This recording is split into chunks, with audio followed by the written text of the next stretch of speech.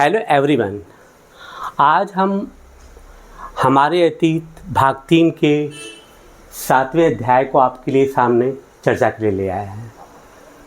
शीर्षक है देशी जनता को सभ्य बनाना और राष्ट्र को शिक्षित करना। है ये देखिए, ऐसा देशी जनता को सभ्य बनाना, राष्ट्र को शिक्षित करना। जो पहली लाइन है उसको ज़रा सा गौर से आप देखिए। क्या ये देशी जनता असभ्य थी? क्या भारतीय असभ्य थे? देखने से तो ऐसा ही लगता है, लेकिन ये अंग्रेज़ों की विचारधारा थी। अंग्रेज़ों के हिसाब से क्या था उसको यहाँ पर लिखा गया और उसी चीज़ को एज इट इज दिया गया है। इंटरेस्टिंग बात यह है कि जब देखिए, जब अंग्रेज़ों ने देख लिया कि अब भारत पर वो शासक के रूप में स्थापित हो चुके हैं, now they have become ruler, okay, और उनको ये मालूम हो गया कि अब इंडियन पर उनको राज्य करना है, इंडियन उनके प्रजा है, तो किसी भी राजा और प्रजा के बीच एक सामंजस्य स्थापित करना बहुत ही आवश्यक कार्य है, नहीं तो देश चल ही नहीं पाता है। ठीक है, तो अब अंग्रेज़ों ने माना कि वो शोषण करते थे, लेकिन अब उनको मालूम हो गया था कि हमको भारतीयों पर ही शासन करना है, इसलिए भारतीयों के सामाजिक, धार्मिक, रीत रिवाज सब कुछ चीज़ों को उनको समझना है, जिससे कि अकॉर्डिंगली वो कोई नियम बना सके और उन पे आसानी से उनके विश्वास को जीत सके। दूसरी तरफ ये था कि उनको ये भी मानना था कि एक्चुअली ये चाहते क्या हैं, हम अगर नहीं समझेंगे तो कैसे काम होगा। ठीक, तीसरी बात ये थी, एक और बात है कि शिक्षित करने का तात्पर्य उनका ये था कि माध्यम अंग्रेजी हो, अंग्रेजी माध्यम में होगा तभी तो वो उन चीज़ों को समझ पाएगी देशी जनता। तो उनको बीच में एक भारतीय चाहिए था, क्योंकि अंग्रेज शिक्षा का काम यहाँ नहीं करते, वो धर्म प्रचार का कार्य कर सकते थे, वो स्कूलों में बड़े टीचर नहीं बन सकते थे, कहीं पे हेड मास्टर बन सकते थे, लेकिन वो टीचर नहीं बन सकते थे। तो ऐसे ग्रुप का निर्माण करने के लिए अंग्रेज़ों ने क्या प्रक्रिया अपनाई, उसका केंद्र बिंदु यही है। तो आइए हम देखते हैं कि इस टॉपिक में क्या कहा गया है। माना कि मैंने सार आपको बता दिया है, तो अब टॉपिक वाइज चलते हैं। ठीक है, पहले के अध्यायों में आप देख चुके हैं कि ब्रिटिश शासन के कारण यहाँ के राजाओं और नवाबों, किसानों और आदिवासियों पर किस किस तरह के प्रभाव पड़े थे। इस देखिए, अब इसके ऑलरेडी हम इसको पढ़ चुके हैं। ठीक है, क्या प्रभाव पड़ा था। इस अध्याय में हम यह समझने का प्रयास करेंगे कि इन चीज़ों से विद्यार्थियों के जीवन पर क्या असर पड़ा। अब देखो, शिक्षा की बात यहाँ पर आ गई, शिक्षित करना। अब यह है कि वही जो मैं कह रहा हूँ कि उनको एक ग्रुप चाहिए था, तो शिक्षा में का रूपांतरण या शिक्षा को किस तरीके से वो भारतीयों पर ला रहे हैं उसकी चर्चा करने की बात कर रहे हैं। क्योंकि भारत में अंग्रेज केवल भूक्षेत्र पर विजय और आय पर नियंत्रण ही नहीं चाहते थे, उन्हें लगता था कि एक सांस्कृतिक मिशन भी है। वे मानते थे कि देशी जनता को सभ्य बनाना है और उनकी रीत रिवाजों और मूल्य मान्यताओं को बदलना है। मतलब उनका सोचना था कि जो देशी मान्यताएं हैं, जो कि वैज्ञानिक परक नहीं हैं, ये सोचना देखा जाए कि अंग्रेजों के विचार थे, लेकिन देखा जाए तो अगर सही परिप्रेक्ष्य में देखा जाए तो सही भी था, क्योंकि काफ़ी ऐसी मान्यताएं थी हमारे यहाँ भी, अभी भी हैं, जो कि अंधविश्वासों पर आधारित है। हम कंजर्वेटिव हैं कि हमारे बाप दादा ने ऐसा किया था तो भी हम भी कर रहे हैं।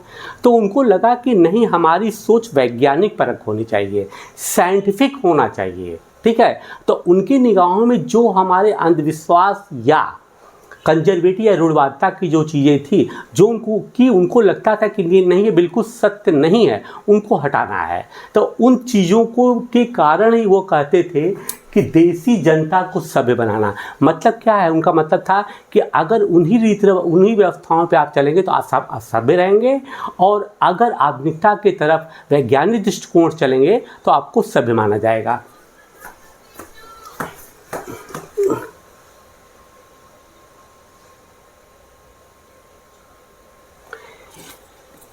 इसके लिए कौन कौन से बदलाव थे। भारतीयों को शिक्षित मतलब सभ्य और अंग्रेजों की सोच के मुताबिक अच्छी प्रजा बनाने के लिए कौन कौन से कदम उठाए जाने थे। अंग्रेजों के पास इन सवालों के कोई बने बनाए जवाब नहीं थे, इन सवालों पर कई दशक तक बात चलती रही। अब उनको ये समझ में नहीं आता था अंग्रेज़ों को कि आखिर हम कैसे इनको समझाएं, कैसे इनको समझें। क्यों? क्योंकि वो तो विदेशी थे। तो अब उनके सामने समस्या थी कि हम कैसे समझें, क्या समझें, ये क्या बदलाव लाएं। तो उसी क्रम में जो जो व्यवस्थाएं इन्होंने लागू किया, जिन यहाँ तक कि अंग्रेज विद्वानों ने भी जिस पे कार्य किया, उनकी वन बाई वन चर्चा की जा रही है, जिससे कि हमारे सामाजिक व्यवस्था में कितना बदलाव आया है। अंग्रेज शिक्षा को किस तरह देखते थे? उनकी निगाहों में, अंग्रेजों की निगाहों में शिक्षा क्या था, हमारे यहाँ शिक्षा क्या था उनका? आइए सबसे पहले इस बात पर ध्यान दें कि शिक्षा के क्षेत्र में अंग्रेज क्या सोच रहे थे और शिक्षा के जो विचार हमें आज सहज सामान्य दिखाई देते हैं, वे पिछले 200 सालों में किस तरह विकसित हुए। इस पड़ताल के दौरान हम इस बात पर भी विचार करेंगे कि भारतीयों ने ब्रिटिश विचारों पर कैसी प्रतिक्रिया दी और इस बारे में अंग्रेज़ों के विचार किस तरह से विकसित हुए कि भारतीयों को कैसे पढ़ाया जाए। प्राच्यवादी की परंपरा। सन 1783 में विलियम जोन्स नाम के एक सज्जन कलकत्ता आए। कहाँ आए? कलकत्ता। उन्हें ईस्ट इंडिया कंपनी द्वारा स्थापित किए गए सुप्रीम कोर्ट में किस पद पर आए? जूनियर जज के पद पर तैनात किया गया था। इंपॉर्टेंट पॉइंट है ये, यही सब चीज़ें जो होती है कंपटीशन में पूछी जाती है। कानून का माहिर होने के साथ साथ जोन्स एक भाषाविद भी थे। उन्होंने ऑक्सफर्ड में ग्रीक और लैटिन का अध्ययन किया था। वे फ्रेंच और अंग्रेजी जानते थे और अपने एक दोस्त से अरबी सीखने के अलावा फ़ारसी भी सीख चुके थे कलकत्ता में। ठीक है ना? अब देखिए, अब वो कह रहे हैं कि भाषाविद को परिभाषित कैसे किया है एनसीईआरटी ने। भाषाविद एक ऐसा व्यक्ति जो कई भाषाओं का जानकार और विद्यार्थी होता है, वो एनसीईआरटी की निगाहों में भाषाविद है। कैसे? भाषा का विद्वान, जो भाषा का विद्वान है, विद है, जो ज्ञान है, वो क्या है? भाषाविद है। तो वही चीज़ जो है किसके बारे में की गई है? विलियम जोन्स के बारे में कही गई है। और एक चित्र में दिखा दी रहा है कि देखिए ये विलियम जोन्स है और ये इनसे जो है फारसी भाषा सीख रहे हैं।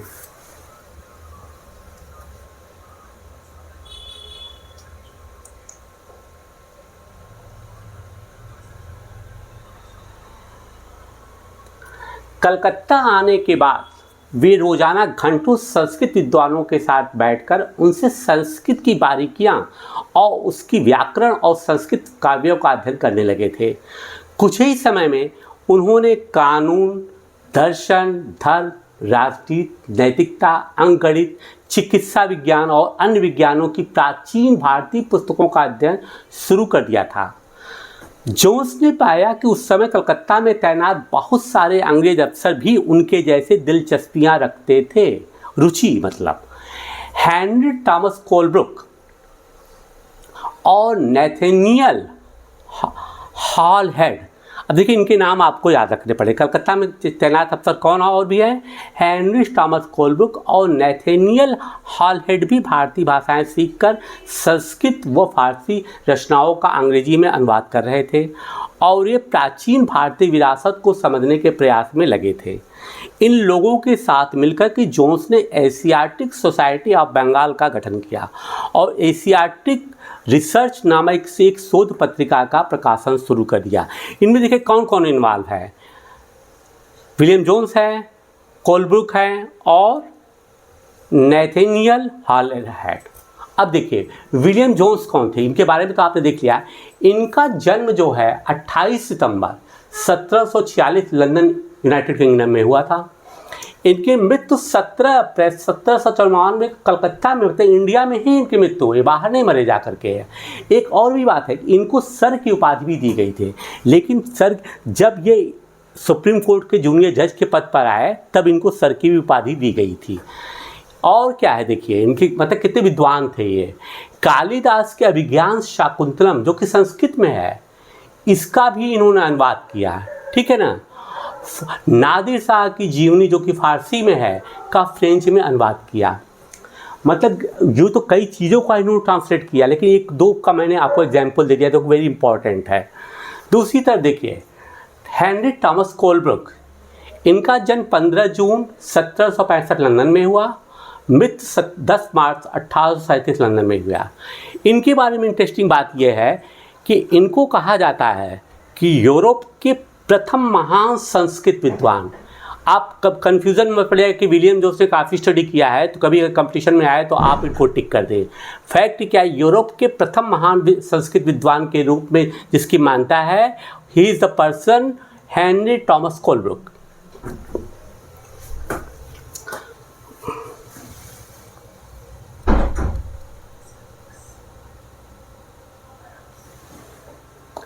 जोन्स और कोलब्रुक भारत के प्रति एक खास तरह का रवैया रखते थे। वे भारत और पश्चिम दोनों की प्राचीन संस्कृतियों के प्रति गहरा आदर भाव देखते थे। उनका मानना था कि भारतीय सभ्यता प्राचीन काल में अपने वैभव के शिखर पर थी, परंतु बाद में उसका पतन होता चला गया। उनकी राय में भारत को समझने के लिए प्राचीन काल में लिखे गए यहाँ के पवित्र और कानूनी ग्रंथों को खोजना व समझना बहुत जरूरी था। उनका मानना था कि हिंदुओं और मुसलमानों के असली विचारों और कानूनों को उन्हीं रचनाओं के जरिए समझा जा सकता है और इन रचनाओं को पुनः अध्ययन से ही भारत के भावी विकास का आधार पैदा हो सकता है। इस तरह जोन्स और कोलब्रुक दोनों ही प्राचीन ग्रंथों को ढूंढने, उनकी व्याख्या करने, अनुवाद करने और ज़्यादा से ज़्यादा लोगों तक अपने नतीजों को पहुंचाने में जुट गए। उन्हें विश्वास था कि यह परियोजना न केवल अंग्रेज़ों को भारतीय संस्कृति में सीखने में मदद देगी, बल्कि भारतीयों को भी अपनी विरासत को दोबारा अपनाने और अतीत के लुप्त वैभव को समझने में मदद देगी। अतीत के लुप्त वैभव को समझने में मदद देगी। इस प्रक्रिया में अंग्रेज भारतीय संस्कृति के अभिभावक और मालिक दोनों की तरह भूमिकाएं निभा रहे थे। ये हेनरी थॉमस कोलब्रुक का चित्र है। अब देखिए क्या है, ये लोग ऐसे विद्वान हैं जो कि घृणा की दृष्टि से भारतीय संस्कृति को नहीं देख रहे थे। उनका ये मानना था कि भारत का अतीत जो है बहुत ही गौरवशाली है, जो कि आज लोग समझ नहीं पा रहे हैं। तो उनके विचारों में था कि अगर हम उन चीज़ों को समझ सकें, और इसी प्रकार मुसलमानों के बारे में भी उन्होंने कहा कि अगर उनके धर्म ग्रंथों को हम पढ़ लें तो देखेंगे कि हिंदू और मुसलमान जिन पे कि उनको मूल रूप से शासन करना है, ये क्या चाहते हैं।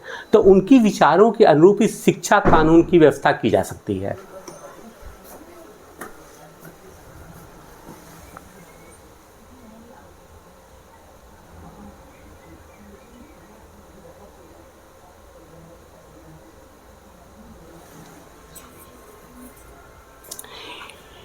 इन प्रयासों और विचारों से प्रभावित होकर कंपनी के बहुत सारे अधिकारियों ने दलील दी कि अंग्रेज़ों को पश्चिमी ज्ञान की बजाय भारतीय ज्ञान को ही प्रोत्साहन देना चाहिए।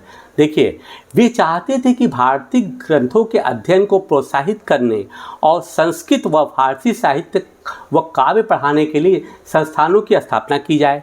इन अधिकारियों का यह भी मानना था कि हिंदुओं और मुसलमानों को वही पढ़ाया जाना चाहिए जिससे वे पहले ही परिचित हैं और जिसे वे आदर और महत्व देते हैं। उन्हें अनजाने विषयों की शिक्षा न दी जाए। इन अफसरों की राय में केवल तभी अंग्रेज देसी जनता का दिल जीत सकते हैं, केवल तभी अजनबी शासक अपनी प्रजा से आदर की उम्मीद कर सकते हैं, जिसको कि मैंने पहले भी बता दिया। इस बात को ध्यान में रखते हुए 1781 में अरबी फारसी इस्लामिक कानून को अध्ययन के लिए बढ़ावा देने के लिए कलकत्ता में एक मदरसा खोला गया। मदरसा क्या होता है? कहा है कि सीखने के स्थान को अरबी भाषा में मदरसा कहा जाता है। क्या मतलब, क्या सीखने के स्थान को डेफिनेशन क्या है? कोई भी, देखिए हम लोग तो सामान्य रूप से जानते हैं कि मदरसा को हम ये मानते हैं जहाँ पर कि इस्लामी शिक्षा दी जाती है, लेकिन NCERT ये बता रहा है कि सीखने के स्थान को अरबी भाषा में, मतलब कोई भी ऐसा स्थान जहाँ पर हम सीखते हैं, वो क्या उसका अगर आप ट्रांसलेट कर लेंगे तो that will be called Madrasa, not माना कि मदरसा का तात्पर्य आमतौर पे यही होता है कि मदरसा मतलब शिक्षा। हम ये नहीं कर सकते कि जहाँ हम सीखने जा रहे हैं सब मदरसा है ना, ये नहीं मानते हैं। लेकिन वही कह रहा है या किसी भी तरह का स्कूल या कॉलेज या कोई भी संस्थान हो सकता है, मतलब जहाँ पर भी हम कुछ सीख सकते हैं, wherever I can learn anything that will be known as मदरसा। अब देखिए मदरसा की बात आती है तो कहते क्या हैं कि ये मदरसा, अब ये पूछा जा सकता है कि मदरसा 1781 में किसने खोला था, तो वो था वॉरेन हेस्टिंग्स ने खोला है। इसके स्नातक मतलब ग्रेजुएट दुभाषी का काम करते थे। वॉरेन हेस्टिंग्स इसलिए मदरसा को खोला कि यहाँ पर जो लोग सीखे पढ़ेंगे उनको इंग्लिश, उनको तो अपनी जो लैंग्वेज है वो तो जानेंगे, साथ ही इंग्लिश ही पढ़ेंगे। तो जब इंग्लिश भी पढ़ेंगे तो वो अपनी चीज़ों को अंग्रेज़ों को समझा सकेंगे, मतलब ट्रांसलेटर इंटरप्रेटर उनकी बात को इंटरप्रेट करेंगे कि वो क्या कहना चाह रहे हैं। देखोगे जैसे कि हम विदेशों में कभी कभी जाते हैं, जैसे कि आप जापान चले जाइए, चाइना चले जाइए, रसिया चले जाइए, वहाँ के लोग अब इंग्लिश बातें नहीं करते हैं, तो वहाँ पर एक इंटरप्रेटर होता है। अगर हमारे मोदी जी हिंदी में बोलेंगे तो पहले इंग्लिश ट्रांसलेट इंग्लिश रसियन में करेगा, तो वैसे अगर पुटिन रसियन में बोलेंगे तो रसियन इंग्लिश में करेगा, फिर वो हिंदी में ट्रांसलेट करेगा हमारा। तो इसी तरह से दुभाषी का काम करते, दो भाषाओं का ज्ञान का काम करते थे।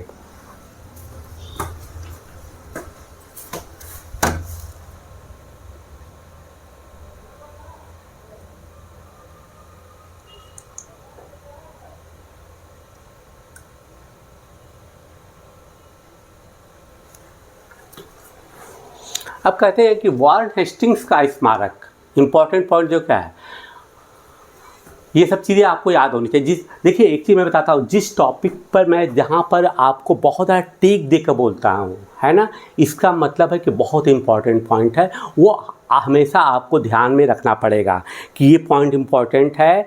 और ये क्वेश्चन जो है किसी भी कंपटीशन में किसी भी समय आपसे पूछा जा सकता है, ठीक है ना। तो मैं बार बार उन चीज़ों को नहीं दोहराना चाहता हूँ क्योंकि टाइम उस पर अनायास टाइम बर्बाद होता है, ठीक है ना। तो यहाँ पर जिन जिन चीज़ों को मैं एम्फेसिस देता हूँ, जोर देता हूँ, मतलब all these are very important points as far as competition is concern. Warren Hastings का स्मारक रिचर्ड वेस्ट मार्कोट 1830। अब कलकत्ता स्थित विक्टोरिया मेमोरियल में ये देखिए इनका स्मारक वॉरेन हेस्टिंग्स का। इस तस्वीर से पता चलता है कि भारत में ब्रिटिश सत्ता के बारे में प्राच्यवादी किस तरह से सोचते थे, है ना। यहाँ आप देख सकते हैं कि सबसे ऊपर वॉरेन हेस्टिंग्स की भव्य प्रतिमा है और प्राच्यवादियों के भारी समर्थक थे। इसके जो प्राच्यवादियों के इसकी एक तरफ पंडित और दूसरी तरफ नीचे बैठा हुआ मुंशी दिखाई पड़ रहा है। ये पंडित जी बता रहे हैं एक तरह से, और मुंशी जो है उनको एक्सप्लेन कर रहे हैं, लिख पढ़ रहे हैं। हेस्टिंग तथा अन्य प्राच्यवादी भारतीय विद्वानों से विभिन्न भारतीय भाषाएं सीखना चाहते थे, जिन्हें वह कई बार केवल बोलियां समझते और वर्नाकुलर का नाम देते थे। स्थानीय रीति रिवाजों और कानूनों के बारे में जानना चाहते थे और प्राचीन ग्रंथों के अनुवाद और व्याख्या में मदद करते थे।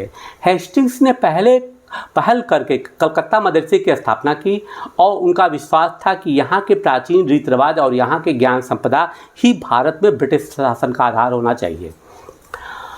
1791 में बनारस में हिंदू कॉलेज की स्थापना की गई ताकि वहाँ प्राचीन संस्कृत ग्रंथों की शिक्षा दी जा सके और देश का शासन चलाने में मदद मिले। किस सन में किया गया हिंदू कॉलेज की स्थापना? 1791। अब प्राच्यवादी क्या है? एशिया की भाषा और संस्कृत का गहन ज्ञान रखने वाले लोगों को प्राच्यवादी कहा गया है। एशिया की भाषा और संस्कृति, यूरोप की नहीं, एशिया की भाषा को ज्ञान रखने वाले, है ना, ये क्या, और संस्कृति मतलब लिटरेचर, नॉट संस्कृत लैंग्वेज, है ना। इनके मतलब की जो चीज़ें हैं संस्कृति के बारे में जो ज्ञान रखते हैं उनको प्राच्यवादी की संज्ञा दी गई है। परंतु कंपनी के सभी अफसर इन विचारों से सहमत नहीं थे। इनमें से बहुत सारे प्राच्यवादियों के कटु आलोचक भी थे।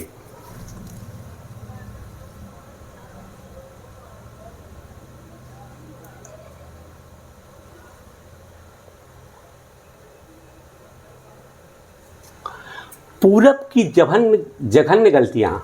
अब देखिए टॉपिक क्या, पूरब की जघन्य गलतियाँ, मतलब पूरब से क्या मतलब उसको देखिए। 19वीं सदी की शुरुआत में ही बहुत सारे अंग्रेज अफसर शिक्षा के प्राच्यवादी दृष्टिकोण की आलोचना करने लगे थे। उनका कहना था कि पूर्वी समाजों का ज्ञान त्रुटियों से भरा हुआ है और अवैज्ञानिक है, जैसा कि मैंने शुरू में बताया आपको है।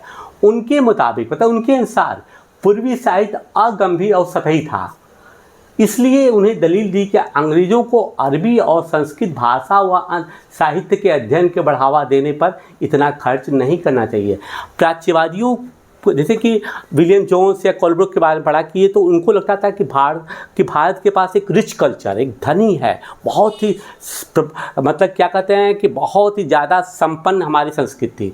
लेकिन अंग्रेज में कुछ ऐसे लोग थे जिनका कहना था कि ये बेकार चीज़ें हैं, इन पे अनायास समय बर्बाद नहीं करना चाहिए क्योंकि इनमें कुछ तथ्य छुपा ही नहीं है, ये अवैज्ञानिक अंधविश्वासी चीज़ें हैं। प्राच्यवादियों पर हमला करने वालों में जेम्स मिल प्रमुख थे।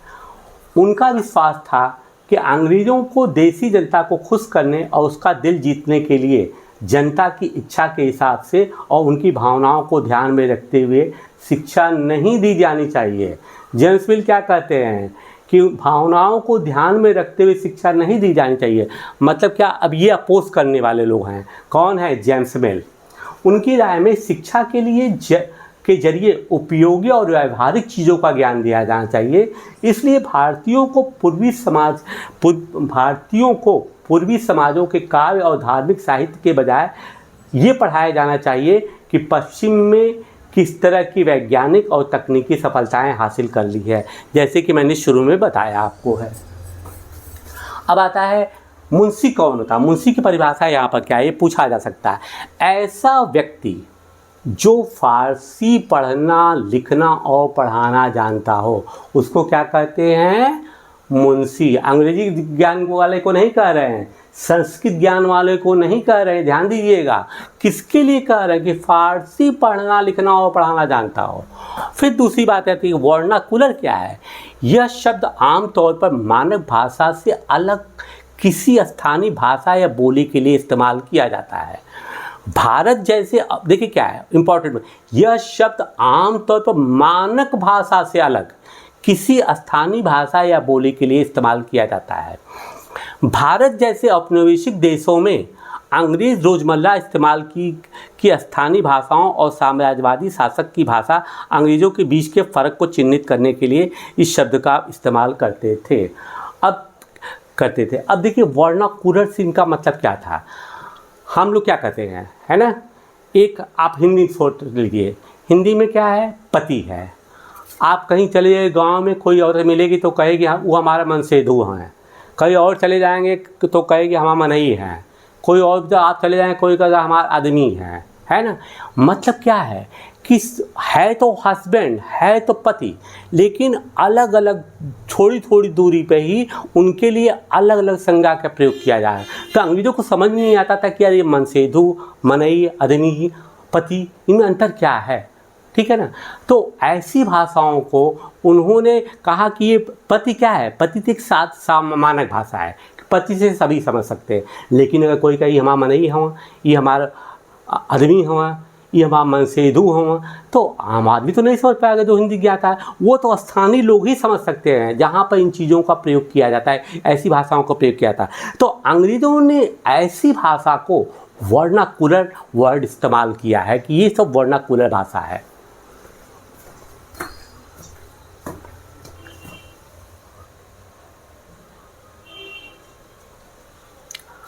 1830 के दशक तक प्राच्यवादियों का विरोध और तीखा हो गया था।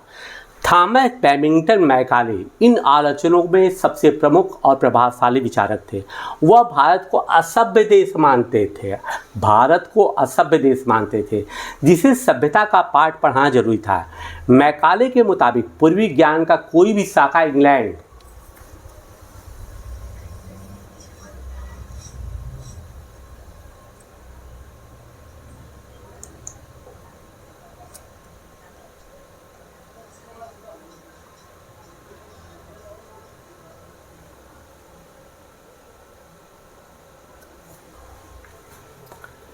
की प्रगति के समकक्ष नहीं थी। मैकाले का कहना था कि एक अच्छे यूरोपीय पुस्तकालय का केवल एक ही खाना, देखिए कि ये स्टेटमेंट किसका है? मैकाले का। ये आपको इम्पोर्टेंट है, किसने कहा था? एक अच्छे यूरोपीय पुस्तकालय का केवल एक ही खाना ही भारत और अरब के समूचे देसी साहित्य के बराबर है। उनका तर्क था कि भारत में ब्रिटिश सरकार को प्राच्यवादी ज्ञान पर सरकारी पैसा बर्बाद करना नहीं चाहिए, क्योंकि इससे उसका कोई फ़ायदा नहीं होने वाला है। गहन ऊर्जा और आवेशपूर्वक मैकाले ने अंग्रेज़ी भाषा सिखाने की ज़रूरत पर जोर दिया।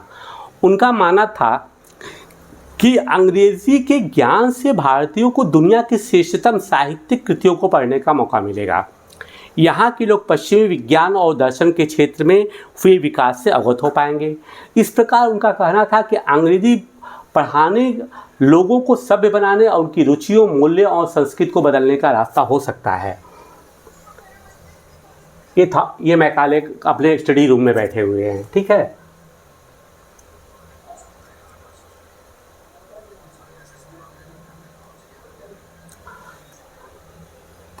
अंग्रेजी पढ़ाने की ज़रूरत पर जोर देते हुए मैकाले का ये स्टेटमेंट था। सभी पक्ष इस बात पर सहमत दिखाई देते हैं कि भारत के देसी लोगों द्वारा आमतौर पर बोली जाने वाली बोलियों में न तो साहित्यिक जानकारियाँ होती हैं और न ही वैज्ञानिक। इसके अलावा ये बोलियाँ इतनी दरिद्र और रूखी हैं कि अगर किसी स्रोत से उनको समृद्ध न बनाया जाए तो किसी भी मूल्यवान कृति का उनमें अनुवाद नहीं हो सकता है, ठीक। दूसरी तरफ क्या है, अब क्या है, व्यवसाय के लिए शिक्षा। अब शिक्षा का आधार व्यवसाय बनने जा रहा है ना। वो कैसे बनने जा रहा है? 1854 में ईस्ट इंडिया कंपनी के लंदन स्थित कोर्ट ऑफ डायरेक्टर्स ने, लंदन स्थित कोर्ट ऑफ डायरेक्टर्स 1854 में भारतीय गवर्नर जनरल को शिक्षा के विषय में एक नोट भेजा। कंपनी के नियंत्रक मंडल के अध्यक्ष चार्ल्स वुड के नाम से जारी किए गए इस संदेश को वुड का नीतिपत्र, वुड्स डिस्पैच के नाम से जाना जाता है। इस दस्तावेज में भारत में लागू की जाने वाली शिक्षा नीति की रूपरेखा स्पष्ट करते हुए एक बार फिर दोहराया गया कि प्राच्यवादी ज्ञान के स्थान पर यूरोपीय शिक्षा को अपनाने से कितने व्यवहारिक ज्ञान प्राप्त हो सकते हैं, लाभ प्राप्त होंगे। इस दस्तावेज में यूरोपीय शिक्षा का एक व्यवहारिक लाभ आर्थिक क्षेत्र में, कहाँ पर, आर्थिक क्षेत्र में बताया गया था। उनके मुताबिक यूरोपीय शिक्षा के माध्यम से भारतीयों को व्यापार और वाणिज्य के विस्तार से होने वाले लाभों को समझने और देश के संसाधनों के विकास का महत्व समझने में मदद मिलेगी। यदि उन्हें यूरोपीय जीवन शैली से अवगत कराया गया तो उनकी रुचियाँ और आकांक्षाओं में भी बदलाव आएगा और ब्रिटिश वस्तुओं की मांग पैदा होगी, क्योंकि तब यहाँ के लोग यूरोप में बनी चीज़ों को अपनाना और ख़रीदना शुरू कर देंगे। अब देखिए, पहले आप चार्ल्स वुड के बारे में जानिए, ठीक है। इनके बारे में थॉमस बेंगिन मैकाले के बारे में मैंने छोड़ दिया था। मैकाले के बारे में देखिए क्या है कि इनका जन्म जो है 25 अक्टूबर 1800 को कहाँ पर हुआ था? रोथले टेम्पल, लिसेस्टरशायर। मृत्यु कहाँ हुई है? 28 दिसंबर 1859 कैम्पडेन हिल, लंदन, इंग्लैंड में हुई। 1834 से लेकर के 38 तक ये सुप्रीम काउंसिल में लॉ मेंबर और लॉ कमीशन के हेड थे, ठीक है। ये सब इंपॉर्टेंट पॉइंट हैं जो कि इसमें नहीं दिया, मैंने अलग से लिख दिया है।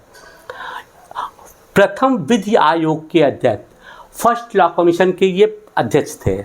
दंड विधान, इंडियन पेनल कोड की पांडुलिपि तैयार किए। आईपीसी 6 अक्टूबर 18। अब देखिए क्या है, जो इंडियन पेनल कोड है, दंड विधान का मतलब क्या है? इसमें सबसे पहले इसकी पांडुलिपि मैकाले ने ही तैयार किया था। पांडुलिपि उन्होंने बनाया कि किस तरह का अगर आदमी अपराध करता है तो किस अपराध को किस तरह की सज़ा दी जानी चाहिए, है ना। तो यही है दंड विधान, इंडियन पेनल कोड। इसकी जो पांडुलिपि जो तैयार किया था वो मैकाले ने ही तैयार किया था। फिर और देखिए उसी के बेस पर जो है इंडियन पेनल कोड आईपीसी बनाया गया, जो कि 6 अक्टूबर 1807 को पारित हुआ। और लागू कब होता है? ये सब इंपॉर्टेंट पॉइंट हैं। 1 जनवरी 1862 को लागू कर दिया गया। एक और भी चीज़ यहाँ पे मैंने ऐड कर दिया है कि देखिए फर्स्ट लॉ कमीशन तो ब्रिटिश इंडिया का था, उसके तो अध्यक्ष ये थे, लेकिन अगर आप इंडिपेंडेंट इंडिया की बात करेंगे, माना कि इसमें चीज़ वो नहीं है, 1955 में प्रथम विधि आयोग के अध्यक्ष थे MC सीतलवाड़, फ्री इंडिया का। और देखिए विधि आयोग का कार्यकाल 3 वर्ष निश्चित किया गया है, ठीक है। अब आइए चार्ल्स वुड के बारे में आगे बढ़ते रहते हैं।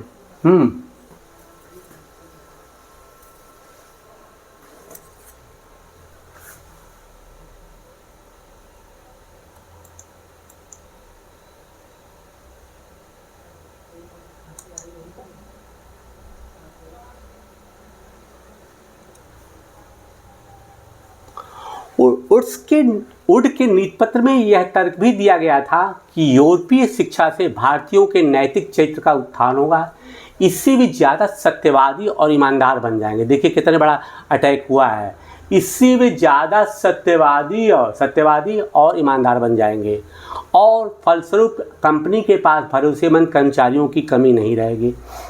दस्तावेज के मुताबिक पूरब का साहित्य न केवल भयानक त्रुटियों से भरा पड़ा था, बल्कि यह लोगों में न तो काम के प्रति दायित्व और समर्पण का भाव पैदा कर सकता था और न ही शासन के लिए आवश्यक निपुणता पैदा कर सकता था। 1854 के नीति पत्र के बाद अंग्रेजों ने कई अहम कदम उठाए। सरकारी शिक्षा विभागों का गठन किया गया ताकि शिक्षा संबंधी सभी मामलों पर सरकार का नियंत्रण स्थापित किया जा सके। विश्वविद्यालयी शिक्षा की व्यवस्था विकसित करने के लिए भी कदम उठाए गए। 1857 में जब मेरठ और दिल्ली में सिपाही विद्रोह कर रहे थे, उसी समय कलकत्ता, मद्रास और बम्बई विश्वविद्यालयों की स्थापना की जा रही थी। स्कूली शिक्षा प्रणाली में परिवर्तन के प्रयास भी किए जा रहे थे। अब ये देखिए क्या है, चार्ल्स वुड ने क्या किया था। चार्ल्स वुड ने बताया, अब देखिए शिक्षा अधिनियम किसने पास किया था 1835, विलियम बेंटिक द्वारा पारित किया गया था। अब चार्ल्स वुड का जो डिस्पैच है उसमें इसको भारतीय शिक्षा का मैग्ना कार्टा कहा जाता है। मैग्ना कार्टा क्यों कहा गया है? देखिए इसके पहले, वुड्स के पहले किसी प्रकार का हमारे यहाँ शिक्षा का कोई व्यवस्थित ढांचा नहीं था, तो अंग्रेजों ने कहा नहीं, एक सिस्टम से भारतीयों को शिक्षित किया जाना चाहिए। और उसके शिक्षा, उनका उद्देश्य क्या था कि अगर भारतीय शिक्षित होंगे, उनको अंग्रेज़ों की शान शौकत का पता चलेगा, वो किस स्टाइल में जीते तो करते क्या है उसके लिए, उसको पाने के लिए कैसे करते हैं, तो अंग्रेज़ों के अंदर एक भारतीयों के अंदर एक भाव पैदा हो कि हम भी क्यों नहीं उसी तरीके से रहें। तो जब उस तरीके से रहना है तो आपको उस तरीके को सिस्टम को फॉलो करना पड़ेगा।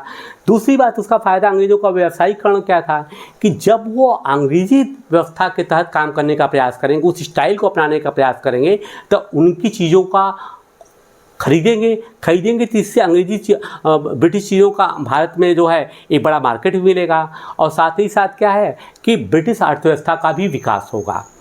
तो अच्छा, अब देखिए कि चार्ल्स वुड ने आपको में मैग्ना कार्टा कहा गया है। क्या गया है कि यहाँ पर वुड्स डिस्पैच, भारतीय शिक्षा का मैग्ना कार्टा, जिसे लॉर्ड डलहौजी को भेजा गया था। किसको भेजा गया था? इसने भेजा था लॉर्ड डलहौजी को।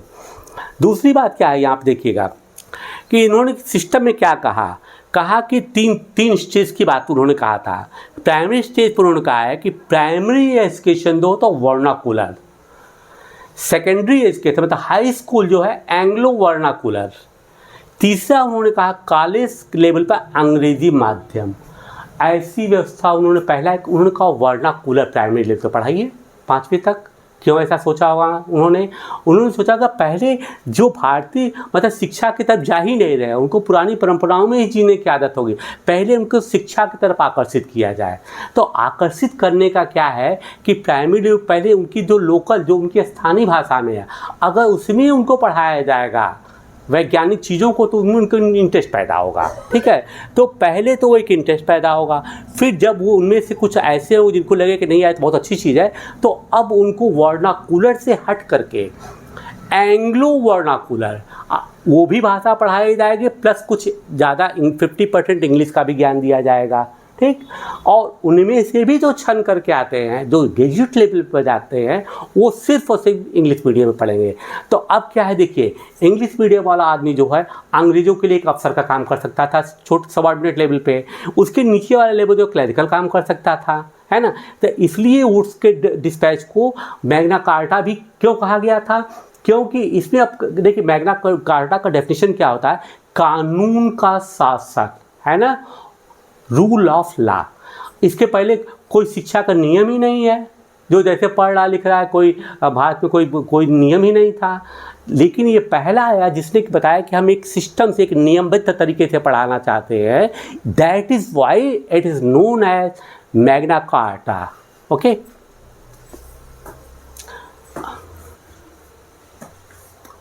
यूरोपीय ज्ञान के पक्ष में, है ना, इसको पढ़ने की वो जरूरत नहीं है।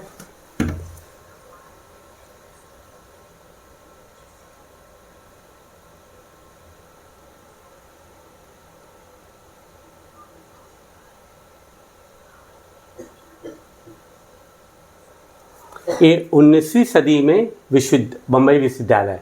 अब देखिए एक बड़ी इम्पॉर्टेंट पॉइंट आपको यहाँ पर ध्यान देने क्या है कि देखिए जब 1857 में विद्रोह चल रहा था, देसी जनता के अंदर आक्रोश था, इसके बावजूद विश्वविद्यालयों की स्थापना वो लोग कर रहे थे। उनका ध्यान देखिए कितना था कि वो एक ही जगह फोकस नहीं कर रहे थे। ये नहीं कि अरे विद्रोह हो गया तब क्या किया जाए, नहीं, वो अपने मिशन पे चल रहे थे। कितनी अच्छी बात थी।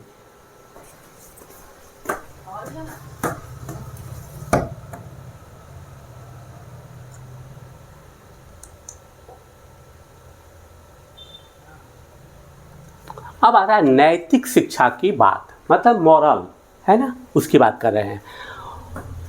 स्कॉटलैंड के ईसाई प्रचारक विलियम केरे, कौन है ये, स्कॉटलैंड के हैं, कौन हैं, मिस्टर विलियम केरे हैं। इन्होंने क्या किया था, श्री रामपुर मिशन की स्थापना में मदद किया। इंपॉर्टेंट पॉइंट कमीशन में पूछा जाता है। 19वीं सदी में भारत में सक्रिय ईसाई प्रचारकों में व्यवहारिक शिक्षा के पक्ष में दिए जाए तर्कों का घोर विरोध किया। प्रचारकों का मानना था कि शिक्षा का उद्देश्य केवल लोगों के नैतिक चरित्र में सुधार लाना होता है और नैतिकता उत्थान केवल ईसाई शिक्षा के जरिए ही संभव है ना। अब देखिए क्या है कि वो कह रहे हैं कि शिक्षा का उद्देश्य क्या है, शिक्षा का उद्देश्य क्या है, नैतिक चरित्र में सुधार लाना भारतीयों के, ठीक है ना। तो उनका कहना था कि ये कुछ नहीं, हमारा उद्देश्य धर्म प्रचार नहीं है। उनका कहना है कि नैतिकता उत्थान केवल ईसाई शिक्षा के जरिए ही संभव है, मतलब इंग्लिश, ठीक है।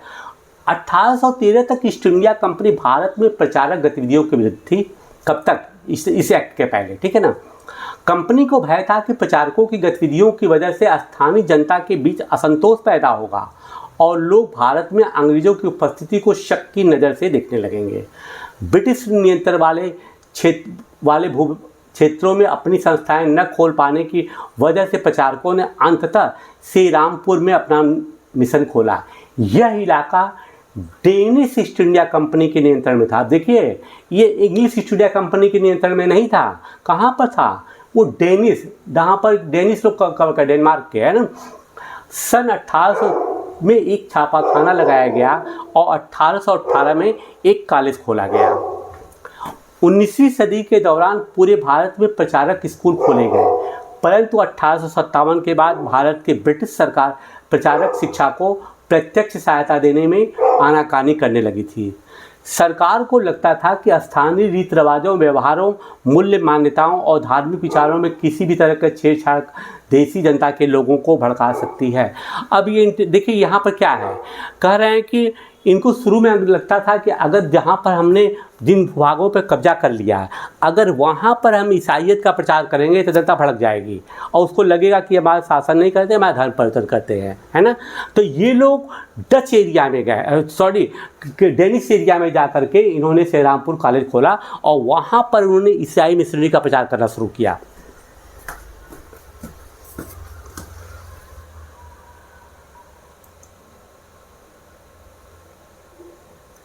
अभी देखिए बड़ा इम्पॉर्टेंट है, ये कहाँ पर है, कलकत्ता के पास हुगली नदी के तट पर, कहाँ पर है, श्री रामपुर कॉलेज, है ना।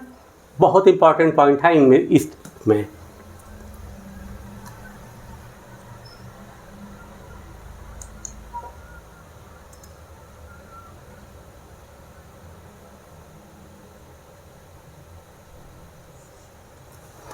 स्थानीय पाठशालाओं का क्या हुआ?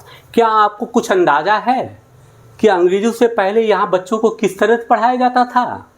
क्या आपने कभी सोचा है कि उस समय बच्चे स्कूल जाते भी थे या नहीं थे? और अगर स्कूल जाते थे तो ब्रिटिश शासन के तहत उनका क्या हुआ? अब देखिए, वही कहते हैं कि भारत की जो शिक्षा प्रणाली थी, अव्यवस्थित शिक्षा प्रणाली, जिसका कि कोई वैज्ञानिक आधार नहीं था, कोई व्यवस्था नहीं थी, कोई नियम कानून नहीं था, उसको ही सही करने के लिए वुड्स डिस्पैच आया था। लेकिन वो कह रहे हैं कि इसके पहले था क्या, पहले उनको देखा जाए, अंततोगत्वा उनकी परिणति किस रूप में, उनका क्या हश्र हुआ, उसकी चर्चा वो कर रहे हैं। एक ग्रामीण पाठशाला, यह फ्रांसवा साल्विन नामक एक डच पेंटर द्वारा, किसने बनाया, किसने उल्लेख किया, पूछा जा सकता है। फ्रांसवा साल्विन नामक एक डच पेंटर द्वारा बनाया गया चित्र है। फ्रांसवा 18वीं सदी के आखिर में भारत आए थे। उन्होंने अपने चित्रों में भारत के लोगों के दैनिक जीवन को दर्शाने का प्रयास किया है। अब देखिए, यहाँ पंडित जी बेचारे बैठे हुए हैं, यहाँ ज़मीन पर, यहाँ ये टीचर अध्यापक लोग हैं, यहाँ बच्चे हैं झोपड़ी के पास पढ़ा रहे हैं, है ना। और क्या पढ़ा रहे हैं, कैसे, उसकी चर्चा यहाँ पे है। विलियम एडम की रिपोर्ट, विलियम एडम ने जो स्थानीय पाठशालाओं के बारे में क्या रिपोर्ट दिया, देखिए। 1830 के दशक में स्कॉटलैंड से आए ईसाई प्रचारक, कहाँ से आए थे, स्कॉटलैंड से आए। विलियम एडम ने बंगाल और बिहार के जिलों का दौरा किया। कहाँ का दौरा किया इन्होंने? बंगाल और बिहार के जिलों का दौरा किया। कंपनी ने उन्हें देशी स्कूलों में शिक्षा की प्रगति पर रिपोर्ट तैयार करने का जिम्मा सौंपा था। एडम ने जो रिपोर्ट तैयार की वह एक दिलचस्प थी।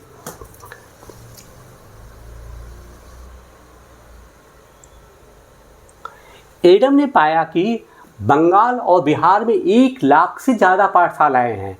वे बहुत छोटे छोटे केंद्र थे जिनमें आम तौर पर 20 से अधिक विद्यार्थी नहीं होते थे। ये रिपोर्ट में है कि आमतौर पर 20 से अधिक विद्यार्थी नहीं होते थे।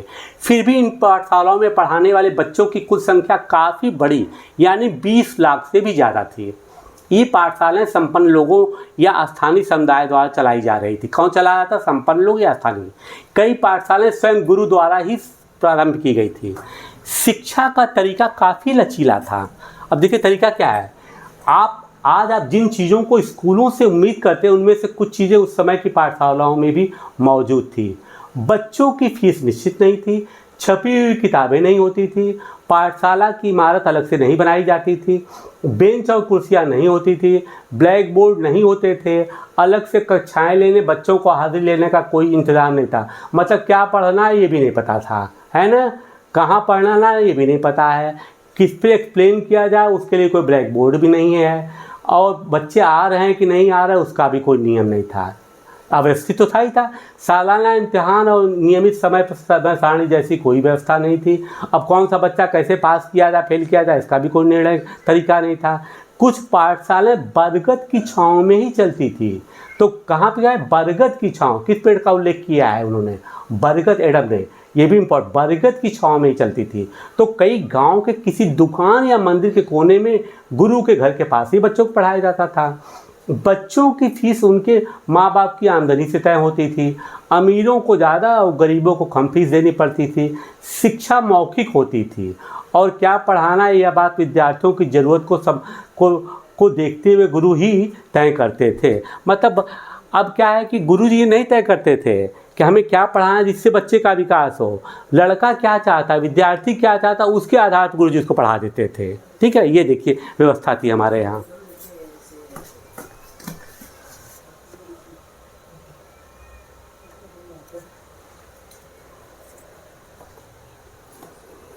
विद्यार्थियों को अलग कक्षाओं में नहीं बिठाया जाता था, सभी एक जगह एक साथ बैठते थे। अलग अलग स्तर के विद्यार्थियों के साथ गुरु अलग अलग बातें कर लेते थे। एडम ने पाया कि यह लचीली प्रणाली स्थानीय आवश्यकताओं के लिए काफ़ी अनुकूल है। उदाहरण के लिए फसलों की कटाई के समय कक्षाएं बंद हो जाती थी, क्योंकि उस समय गांव के बच्चे प्राय खेतों में काम करने चले जाते थे। कटाई और अनाज निकल जाने के बाद पाठशाला दोबारा शुरू हो जाती थी। इसका परिणाम यह था कि साधारण काश्तकारों के बच्चे भी पढ़ाई कर सकते थे। इसका पॉजिटिव पॉइंट भी देख रहा है कि स्थानीय आवश्यकताओं के अनुकूल ही व्यवस्था हमारे यहाँ थी कि जब आवश्यकता पड़ी छुट्टी हो गई, नहीं हुआ अमीर है अधिक पैसा देंगे, गरीब अधिक पढ़ गए। लेकिन एक चीज़ उसने कहा कि बता कक्षाएँ भी अलग नहीं होती थी, एक ही साथ को पढ़ाया जाता था, एक ही चीज़। तो एक ही चीज़ कैसे पढ़ाया जाएगा भाई? कक्षा 8 का विद्यार्थी भी वही पढ़े तो कक्षा 6 का पढ़ एक साथ पढ़ रहा है, माना उस समय कक्षा का डिवीज़न नहीं था, तो स्तर का इन्होंने डिवीज़न नहीं किया था, विभाजन नहीं किया था। हाँ, वो कहते थे कि जो बच्चे ज़्यादा बड़े होते ज़्यादा समझदार होते थे, वो अलग से गुरुजी से अपनी जिज्ञासा को पूरा कर लेते थे पूछ करके।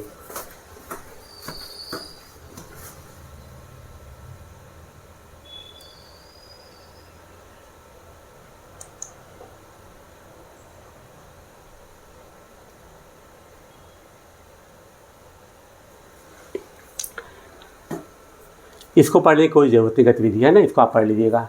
नई दिनचर्या, नए नियम। अब क्या आता है? अब देखिए क्या है, 19वीं सदी के मध्य तक कंपनी का ध्यान मुख्य रूप से उच्च शिक्षा पर था, इसलिए कंपनी ने स्थानीय पाठशालाओं के कामकाज में कभी ज़्यादा दखल नहीं दिया। 1854 के बाद अंग्रेजी ने देशी शिक्षा व्यवस्था में सुधार लाने का फैसला लिया। कंपनी का मानना था कि इसके लिए मौजूदा व्यवस्था के भीतर ही बदलाव किए जा सकते हैं। कंपनी ने एक नई दिनचर्या, नए नियमों और नियमित निरीक्षणों के जरिए पाठशालाओं को और व्यवस्थित करना चाहती थी। इसके लिए क्या किया जा सकता था? कंपनी ने क्या कदम उठाए? सबसे पहले तो कंपनी ने बहुत सारे पंडितों को सरकारी नौकरी पर रख दिया। इनमें से प्रत्येक पंडित को 4-5 स्कूलों की देख रेख का जिम्मा सौंपा। पंडितों का काम था पाठशालाओं का दौरा करना और वहां अध्यापन की स्थितियों में सुधार लाना था। प्रत्येक गुरु को निर्देश दिया गया कि वे समय समय पर अपने स्कूल के बारे में रिपोर्ट भेजें और कक्षाओं का नियमित समय सारणी के अनुसार पढ़ाया जाए। अब अध्यापकपन पाठ्य पुस्तकों पर आधारित होगा और विद्यार्थियों की प्रगति को मापने के लिए वार्षिक परीक्षाओं की रूपरेखा तैयार की जाने लगी। विद्यार्थियों से कहा गया कि वे नियमित रूप से शुल्क अदा करें, नियमित रूप से कक्षा में आए तथा तय सीट पर बैठें और अनुशासन के नियमों का पालन करें। मतलब कि जो हमारे पास कोई व्यवस्था नहीं था, क्रमबद्ध उन्होंने नियम बनाए कि हमको क्या करना है, कैसे करना है। और माना कि उन्होंने कहा कि बहुत ज़्यादा बदलाव नहीं कर सकते, उन्हीं पंडितों को रखा जाए जो पढ़ाएंगे, लेकिन अब उनको एक सरकारी नौकरी पर रख लिया गया। नौकरी पर रखने के बाद उनको एक जिम्मेदारी सौंप दी गई, क्योंकि वो अब गवर्नमेंट सर्वेंट हो गए थे कि आपको एक नियमित पाठ्यक्रम पढ़ाना है, नियमित कक्षा लेनी है, मूल्यांकन करना, अब हर तरह का जो दिया गया है। और उसके बाद आपको एक रिपोर्ट भी भेजना है। मतलब क्या, एक सिस्टम में बदलाव आ गया है ना, क्योंकि हमारे पास पहले कोई सिस्टम था ही नहीं, ये पहला सिस्टम हमारे सामने आया।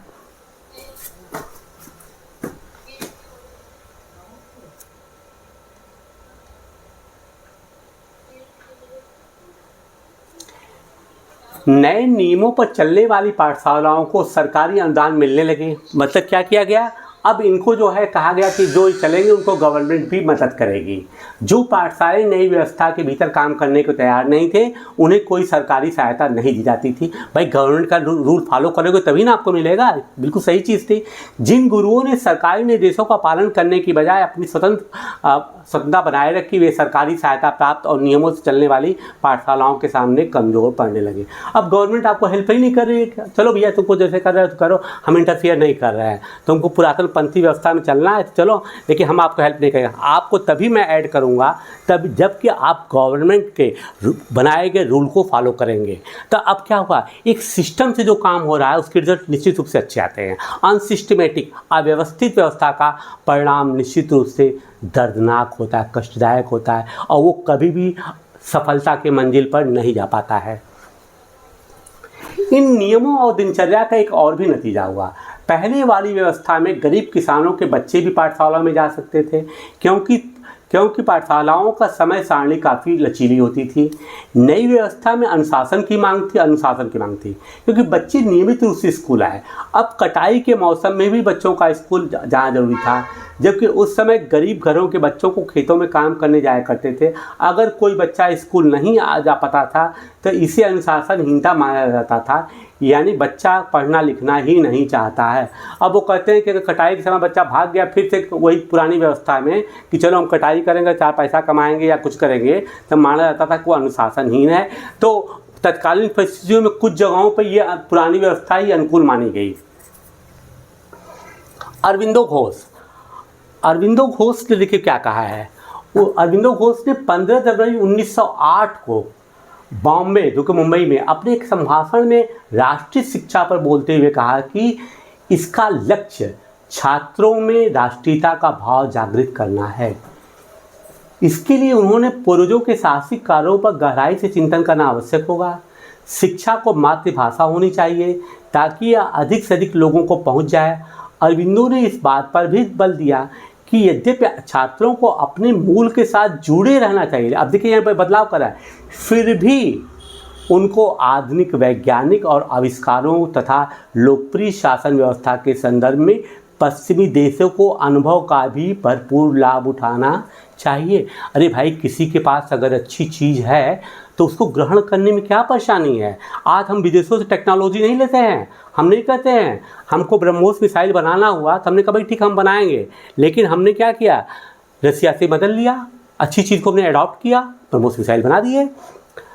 तो तेजस है, तेजस विमान है, बनाना है, हम जेट इंजन नहीं बना पा रहे, तमाम सिस्टम बनाया है, तो ठीक है हमको अपना फाइटर अपना बनाना है, तो ठीक है हमने नहीं समझ में आया तो हमने जेट इंजन फॉरेन से ले लिया।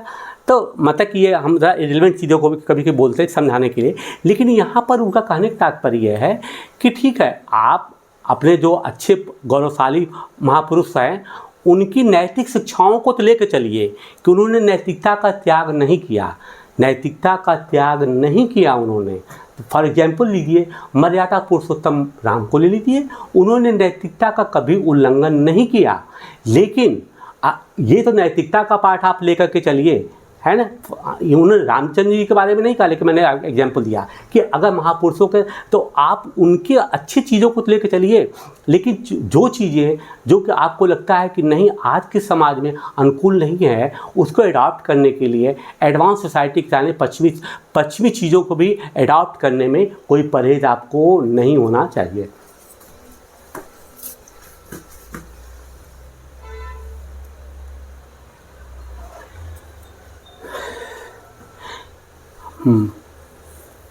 इसके अतिरिक्त छात्रों को कोई भी हस्तकला भी सीखनी चाहिए ताकि वे स्कूल छोड़ने तथा यथा संभव रोजगार पा सके। हस्तकला भी, जैसे आपने देखा होगा ना, आजकल क्या होता है, सरकार छोटे छोटे उद्योगों को बढ़ावा देने के लिए लोगों को जो है स्थानीय स्तर पे क्या करता है, ये तो हस्तकला का किया गया, कौशल व्यवस्था का किया है, कौशल विकास योजना का, जिसमें कि लोग छोटी छोटी चीज़ों को भी सीख करके अपना उद्यम कर सके या कुछ न कुछ सरकारी कार्यों में भी काम करके कुछ पैसा कमा सके।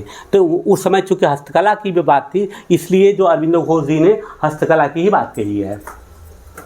राष्ट्रीय शिक्षा की कार्यसूची, अब देखिए क्या कार्यसूची, केवल अंग्रेज अक्सर ही भारत में शिक्षा के बारे में नहीं सोच रहे थे। 19वीं सदी के शुरुआत से ही भारत के विभिन्न भागों में बहुत सारे विचारक शिक्षा के व्यापक प्रसार की जरूरत पर जोर देने लगे थे। यूरोप में आ रहे बदलावों से प्रभावित कुछ भारतीयों को मानना था कि पश्चिमी शिक्षा का भारत का आधुनिकीकरण कर सकती है। उन्होंने अंग्रेजों से आह्वान किया कि वे नए स्कूल, कॉलेज और विश्वविद्यालय खोले तथा शिक्षा पर ज़्यादा पैसा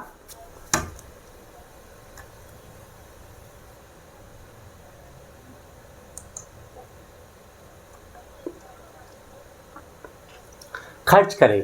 इस दिशा में कुछ प्रयासों के बारे में आप अध्याय 9 में पढ़ेंगे, परंतु बहुत सारे भारतीय पश्चिमी शिक्षा के विरुद्ध थे।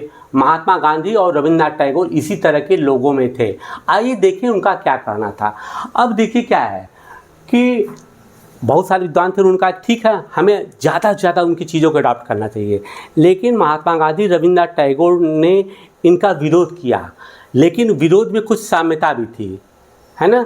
गांधी जी जहाँ पूर्णतः विरोध करके अपनी बातों को कैसे रखते हैं उसको देखिए, और वही रविन्द्रनाथ टैगोर ने कुछ इधर कुछ उधर की भी बातें किया। मतलब ये नहीं होता कि गड़बड़ सड़बड़ बातें, मतलब उन्होंने कहा कि हम जो कर रहे हैं वो तो कर ही रहे हैं, उनकी जो अच्छी चीज़ उनको भी अडॉप्ट करिए। तो अब उन दोनों विचारों में क्या अंतर है उसको देखिए आप। अंग्रेजी शिक्षा ने हमें गुलाम बना दिया है। महात्मा गांधी का कहना था कि औपनिवेशिक शिक्षा ने भारतीयों के मस्तिष्क में हीनता का भाव पैदा कर दिया है। इसके प्रभाव में आकर यहाँ के लोग पश्चिमी सभ्यता को श्रेष्ठता मानने लगे हैं और अपनी संस्कृति के प्रति उनका गौरव भाव नष्ट हो गया है। महात्मा गांधी ने कहा कि इस शिक्षा में विष भरा है, पॉइजन, यह पापपूर्ण है, पापी है, इसने भारतीयों को दास बना दिया है, इससे लोगों पर प्रभाव डाला है, भारतीयों पर। उनके मुताबिक पश्चिम से अभिभूत मतलब प्रभावित लोग, पश्चिम से आने वाले हर चीज़ को प्रशंसा करने वाले, इन संस्थाओं में पढ़ने वाले भारतीय ब्रिटिश शासन को पसंद करने लगे थे। महात्मा गांधी एक ऐसी शिक्षा के पक्षधर थे जो भारतीयों के भीतर प्रतिष्ठा और स्वाभिमान का भाव पुनर्जीवित करे। राष्ट्रीय आंदोलन के दौरान उन्होंने विद्यार्थियों से आह्वान किया कि वे शिक्षा संस्थाओं को छोड़ दें और अंग्रेज़ों के बताएं कि अब ये गुलाम बनकर रहने के लिए तैयार नहीं। गांधी जी का ये कहना था कि जो लोग इन अंग्रेजी माध्यमिक विद्यालयों में गए, मिशनरी कॉलेज में गए, उनको अधिकांश लोगों को ये लगा कि यार अभी तक जो हम जानते थे, है ना, हमारा जो ज्ञान था वास्तव में वो ज्ञान था ही नहीं, है ना, ज्ञान तो ये है जो कि हमको अंग्रेज़ दे रहे हैं। तो उनकी मानसिकता में परिवर्तन हुआ, तो उनको लगा कि यार हम वास्तव में गलत जगह पे थे, हम सही नहीं थे, श्रेष्ठ तो ये है, दे आर फॉर बेटर, वो मुझसे बहुत आगे हैं। और इसी तरह के पढ़े लिखे लोग आम जनता के जनमानस पर भी असर डालना शुरू किए। तो गांधी जी को लगा कि भाई देखिए ये तो बड़ी गलत चीज़ है ना, आप उनको श्रेष्ठ मान रहे, मतलब क्या है कि आप उनके संस्कृति को गुलाम हो गए हैं, आपका जो गौरवशाली इतिहास है वो समाप्त हो रहा है, इसलिए आप उनका बहिष्कार करिए और अपने मूल पर चल करके ही भारतीय शिक्षा को ग्रहण करिए। और यहाँ तक भी देखिए उन्होंने क्या किया है कि उन्होंने कहा राष्ट्रीय आंदोलन में भी उन्होंने क्या कि इन शिक्षा संस्थाओं को छोड़ दे जो अंग्रेज़ों को बताएं कि अभी गुलाम, मतलब कि अंग्रेजी शैक्षिक संस्थाओं को छोड़ने की बात उन्होंने कहा।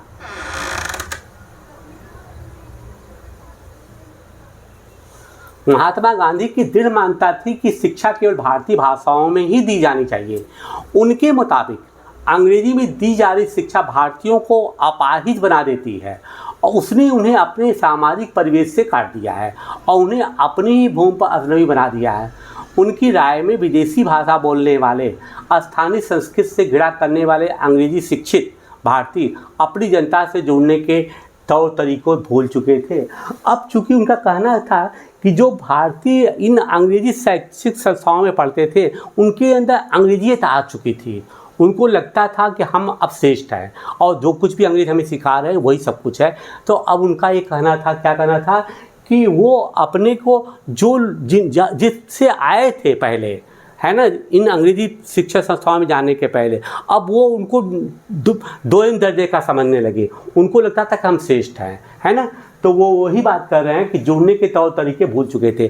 उनको जो हमारी प्राचीन मान्यताएं थी, जो हमारे रीत रिवाज थे, परंपराएं थी, वो उनमें उनका विश्वास अब टूटने लगा था। महात्मा गांधी का कहना था कि पश्चिमी शिक्षा मौखिक ज्ञान की बजाय केवल पढ़ने और लिखने पर केंद्रित है ना। उसमें पाठ्यपुस्तकों पर तो जोर दिया जाता है लेकिन जीवन अनुभव और व्यावहारिक ज्ञान की अपेक्षा की जाती है। गांधी का तर्क था कि शिक्षा से व्यक्ति का दिमाग और आत्मा विकसित होनी चाहिए। क्या मतलब है? वो कहते हैं कि व्यक्ति का दिमाग और आत्मा विकसित होना चाहिए। उनकी राय में केवल साक्षरता यानी पढ़ने लिखने की क्षमता या पा लेना ही शिक्षा नहीं होती है।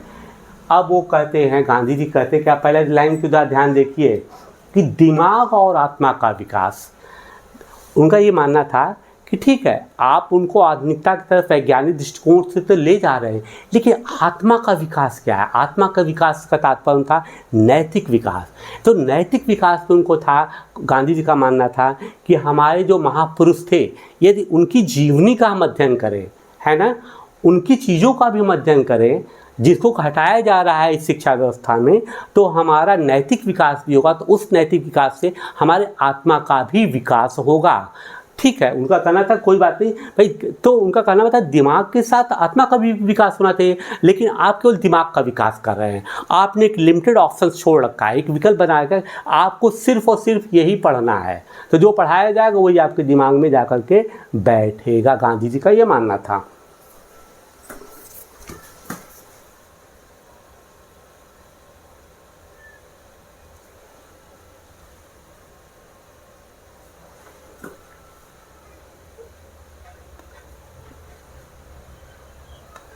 इसके लिए तो लोगों को हाथ से काम करना पड़ता है, हुनर सीखने पड़ते हैं और यह जानना पड़ता है कि विभिन्न चीज़ें किस तरह से काम करती हैं, और इससे उनका मस्तिष्क और समझने की क्षमता दोनों विकसित होंगे। अब गांधी जी ने कहा है कि उनका तर्क है कि ऐसा करने के लिए क्या करना चाहिए। उनका यही कहना था कि इसके लिए क्या क्या करना था, उसी की चर्चा वो कर रहे हैं। अब देखिए, एक शांति निकेतन का चित्र है। यहाँ देखिए कस्तूरबा बाई है, ये महात्मा गांधी है, ये रविन्द्रनाथ टैगोर जी हैं। महात्मा गांधी और कस्तूरबा गांधी शांति निकेतन में रविन्द्रनाथ टैगोर की लड़कियों की एक टोली के साथ बैठते।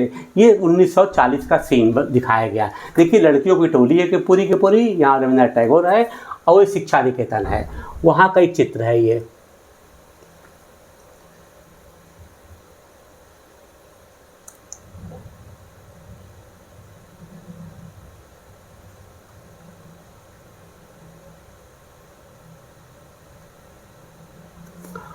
अब महात्मा गांधी की निगाह में था कि साक्षरता ही शिक्षा नहीं है।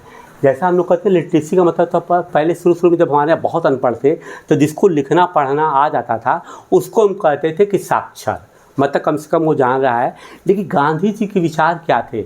उनका ये कहना था कि साक्षरता ही शिक्षा नहीं है। महात्मा गांधी ने लिखा था, क्या लिखा था, ये सब कोटेशन आपको मालूम होता है।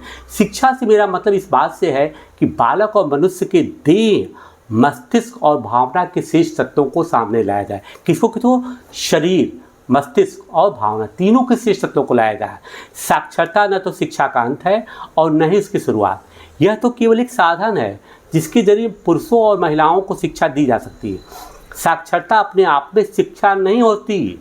लिहाजा मैं बच्चों को शिक्षित करते हुए सबसे पहले उन्हें कोई उपयोगी हस्त कौशल सिखाऊंगा, वो क्या, और उन्हें शुरू से कुछ रचने और पैदा करने के लिए तैयार करूंगा। मेरा मानना है कि दिमाग और आत्मा का सर्वोच्च विकास इस तरह की शिक्षा में ही संभव है। प्रत्येक हस्त कौशल आज की तरह केवल यांत्रिक ढंग से ही नहीं बल्कि वैज्ञानिक ढंग से पढ़ाया जाना चाहिए। यानी बच्चे को प्रत्येक प्रक्रिया के क्यों और किस लिए का पता होना चाहिए। मतलब कहते हैं कि उसका दिमाग कैसे विकसित होगा। उनका कहना था कि बच्चों को उनके हाथ से कुछ काम करवाइए, जब वो करेंगे, स्टेप बाय स्टेप जाएंगे, तो उनके दिमाग में खुद होगा कि ये चीज़ हमने क्यों किया, कैसे किया और उसका परिणति क्या हुई, उससे हमारे सामने क्या परिणाम आएंगे, तब उनके दिमाग विकसित होगा।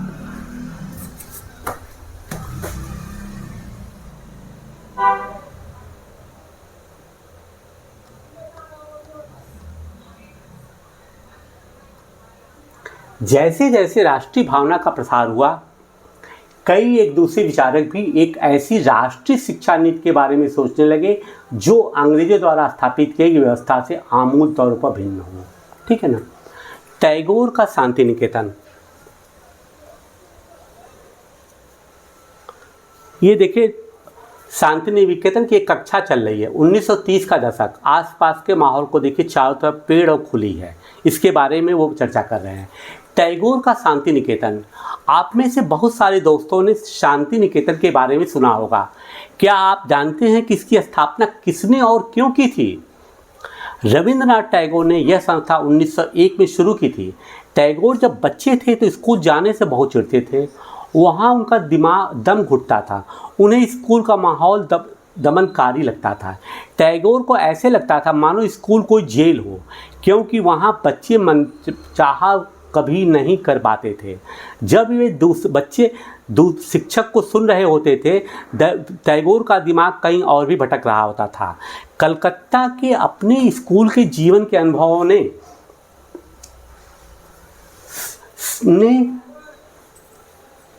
शिक्षा के बारे में टैगोर के दिमाग के विचारों को काफ़ी प्रभावित किया।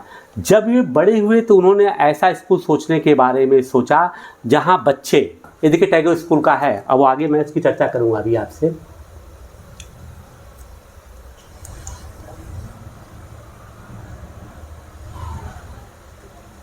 जहां बच्चे खुश रह सके, जहां वे मुक्त और रचनाशील हों, जहां वे अपने विचारों और आकांक्षाओं को समझ सके। टैगोर को लगता था कि बचपन का समय अपने आप सीखने का समय होना चाहिए।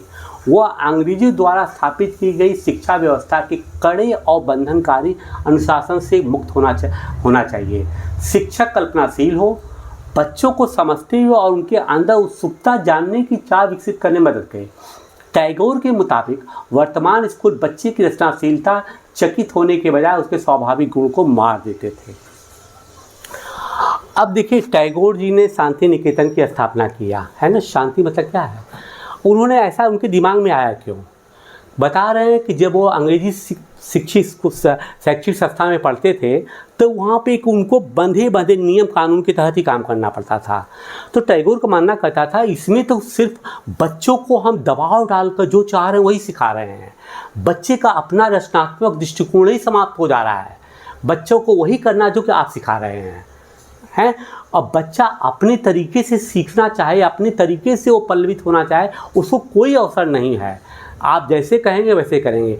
जैसे एक गमले में फूल है ना, फूल को आप विकसित होने दीजिए, उसको पौधे को सिंचित करिए, वो तब वो जिस तरीके से उनका कहना था कि एक तरह से फूल है, हमने फूल लगाया तो बच्चा भी फूल है, उसको उसी तरीके से रहने दीजिए, उसको उसी तरीके से सिंचित करिए और देखिए कि फूल कहाँ कहाँ पर किस तरीके से वो फल रहा है। तो उनका ये कहना था कि अगर बच्चों को ज़बरदस्ती शिक्षा किया जाएगा और दबाव मुक्त वातावरण में पढ़ाया जाएगा तो बच्चे का सही अर्थों में विकास नहीं हो पाएगा। इसी को ध्यान में रखते हुए उन्होंने शांति निकेतन की स्थापना किया। टैगोर का मानना था कि सृजनात्मक शिक्षा को केवल प्राकृतिक परिवेश में ही प्रोत्साहित किया जा सकता है। इसलिए उन्होंने कलकत्ता से 100 किलोमीटर दूर एक ग्रामीण परिवेश में अपना स्कूल खोलने का फैसला लिया। उन्हें वो एक जगह निर्मल शांति से भरी, अब देखिए शांति निकेतन की परिभाषा बता रहा है, निर्मल शांति से भरी शांति निकेतन दिखाई दे, जहाँ प्रकृति के साथ जीते हुए बच्चे अपनी स्वाभाविक सृजनात्मक मेघा को और विकसित कर सकते थे। अब देखिए, शांति निकेतन में की स्थापना के पहले उनको लगा था कि बच्चे जो स्वयं में सोचना चाहते हैं, जो उनके अंदर बहुत सी रचनात्मक और सृजनात्मक शक्ति होती है, ये सत्य है, लेकिन अगर हम उनको बांध दें कि नहीं बस सिर्फ अस्तित्व को यही सीखना है, तो बच्चा उसकी तरफ जा ही नहीं सकता। बच्चे को स्वच्छंद वातावरण में रखिए, वो क्या करना चाहता है, वो क्या कर सकता है, पहले उसको देखिए। उसके अंदर ईश्वर ने बहुत चीज़ें जो है ऐसी पैदा की है कि वो ऐसी चीज़ों को भी रचना कर सकता है जिसको कि आपने नहीं सोचा होगा। लेकिन अंग्रेजी परिवेश में तो कि हम उसको बांध दिए हैं कि तुमको जो करना है वो मैं बता रहा हूँ, सिर्फ और सिर्फ तुमको वही करना है। इसी के विरोध में जाकर के, इससे ऊब करके उन्होंने शांति निकेतन की स्थापना किया। बहुत सारे मामले में टैगोर और महात्मा गांधी शिक्षा के बारे में कमोबेश एक जैसी बात राय रखते थे, ठीक है, लेकिन दोनों के बीच एक फ़र्क भी था। गांधी जी पश्चिमी सभ्यता और मशीनों के प्रौद्योगिकी की उपासना के कट्टर आलोचक थे। देखिए, इन्होंने हस्तकला को प्रोत्साहन देने की बात किया है, पश्चिमी सभ्यता का भी विरोध किया है। आधुनिक पश्चिमी सभ्यता और भारतीय परंपरा के श्रेष्ठ तत्वों का सम्मिलन चाहते थे। अब देखिए, टैगोर जी क्या है, टैगोर जी का मतलब है कि जो हमारी आधुनिक ब्रिटिश सभ्यता है और भारतीय श्रेष्ठ सभ्यता है, हमारे भी सभ्यताओं का मतलब कि जो अच्छी चीज़ें हैं उनको हम पश्चिमी सभ्यता से ग्रहण कर सकते हैं, ये टैगोर जी का मानना था। गांधी जी इसके पूर्णतः विरोधी थे। उनको ये कहना था कि जो अंग्रेजों का मशीनीकरण है, जो उनकी सभ्यताएं हैं, पाक सभ्यताएं हैं, वो बिल्कुल गड़बड़ हैं। वो हमारी रचनात्मक सभ्यता, जिसकी उन्होंने हस्तकला की बात किया है कि बच्चा अपने से विकसित करेगा, उसका दिमाग भी विकसित होगा, वो सब उसके सर्वथा विरोधी थे। यही गांधी जी और टैगोर में अंतर है। उन्होंने शांति निकेतन में कला, संगीत और नृत्य के साथ साथ देखिए क्या है, विज्ञान और प्रौद्योगिक शिक्षा पर भी जोर दिया। केवल ये नहीं है कि आराम से बच्चे हैं, बच्चों को वहाँ पर शांति निकेतन में विज्ञान और प्रौद्योगिकी का भी शिक्षा दिया जा रहा है। इस प्रकार बहुत सारे लोग इस बारे में सोचने लगे थे कि एक राष्ट्रीय शिक्षा प्रणाली की रूपरेखा क्या होनी चाहिए। कुछ लोग अंग्रेजों द्वारा स्थापित की गई नई व्यवस्था में परिवर्तन चाहते थे। उनका मानना था कि इस व्यवस्था को इस तरह से फैलाया जाए कि इससे ज़्यादा से ज़्यादा लोगों को पढ़ने का मौका मिले। इसके विपरीत बहुत सारे लोग ऐसे भी थे कि एक वैकल्पिक व्यवस्था चाहते थे ताकि लोगों को सच्चे अर्थ में राष्ट्रीय संस्कृति की शिक्षा दी सके। कौन तय करे कि सच्चे अर्थों में राष्ट्रीय क्या होता है और राष्ट्रीय शिक्षा की बात स्वतंत्रता के बाद भी जारी रही। अब एक चित्र दिया गया है ना, कोयम्बटूर का है ना, उसको आप देख लीजिए क्या है कि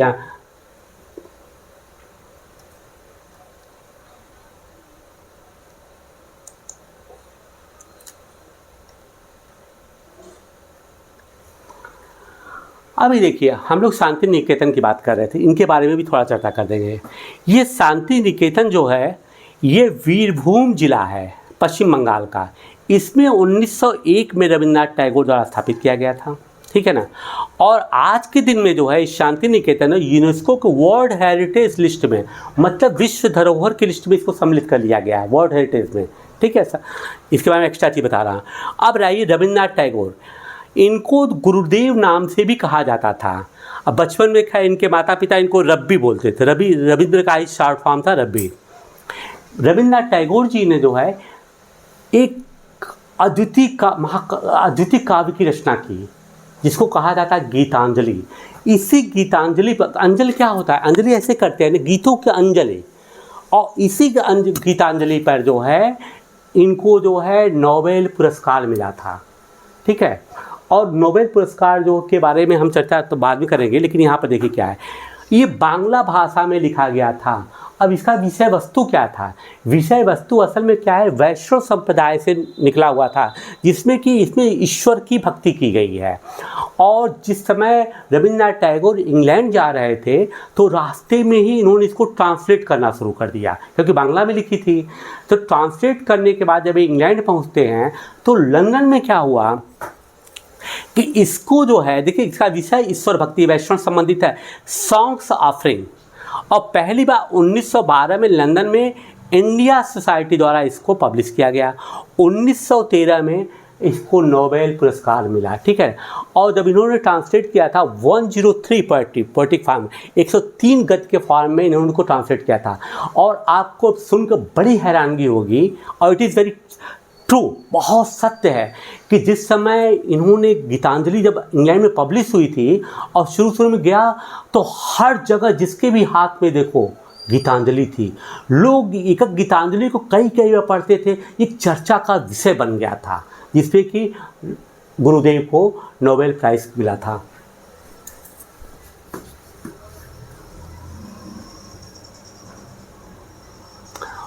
अब देखिए कहते क्या है, हाँ इसके पहले एक चीज़ और भी आएगा कि अब गांधी जी के विचार शिक्षा के प्रति और थे, गुरुदेव की शिक्षा विचार ये थे। तो तमाम लोग ये सोचना कि आखिर इनमें एक सामंजस्य कैसे स्थापित किया जाए, क्या कोई नई शिक्षा नीति बनाई जा सकती है जो कि दोनों चीज़ों को बैलेंस करे। इस पर चर्चा चलती रही, माना कि अंग्रेज़ों के बाद जो है हमारी जो शिक्षा नीति बनी उसमें बदलाव किया गया है, ठीक है। अब कहते क्या है, सभ्य करने के लिए शिक्षा। 1870 में शिक्षा अधिनियम लागू होने तक आमतौर पर पूरी आबादी के लिए शिक्षा व्यवस्था नहीं थी। बाल मजदूरी में बहुत बड़े पैमाने पर थी, इसलिए गरीब अपने बच्चों को स्कूल नहीं भेज पाते थे। परिवार चलाने के लिए उनकी आय महत्वपूर्ण थी। स्कूल भी बहुत कम थे, ज़्यादातर स्कूल चर्च या रईसों द्वारा स्थापित किए गए थे। शिक्षा अधिनियम लागू होने के बाद सरकार ने नए स्कूल खोलने शुरू कर दिए और अनिवार्य शिक्षा का प्रावधान किया गया। अब ये देखिए क्या कि उनका कहना है कि हम सभ्य करने के लिए क्या कर रहे हैं।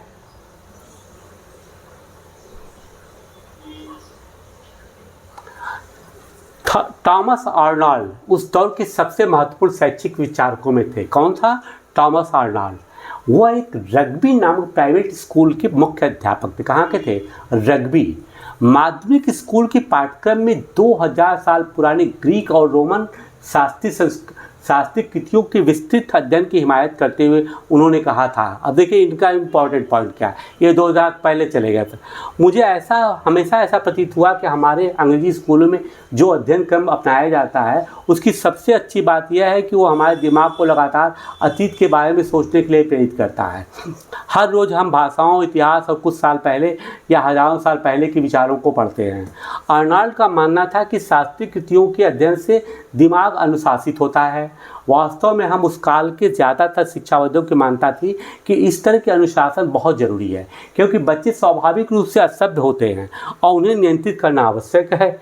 सभ्य वयस्क के रूप में विकसित होने के लिए उन्हें मालूम होना चाहिए कि समाज में सही और गलत क्या है और उचित और अनुचित आचरण क्या होता है। शिक्षा आमतौर से बच्चों के दिमाग को अनुशासित करने वाली शिक्षा का मकसद उन्हें उसी मार्ग पर आगे ले जाना था।